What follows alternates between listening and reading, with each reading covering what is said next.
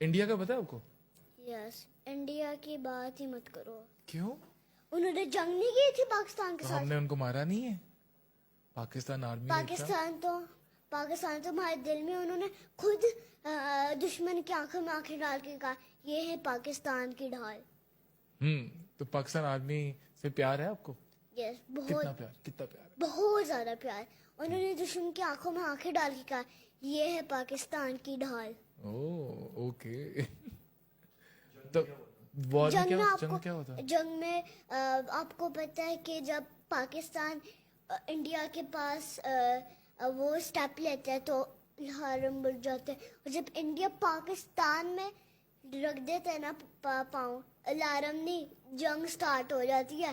वो जंग होनी चाहिए, पाकिस्तान को हिराना चाहिए इंडिया को। पाकिस्तान इंडिया को हरा, पाकिस्तान इंडिया को हरा दिया वैसे।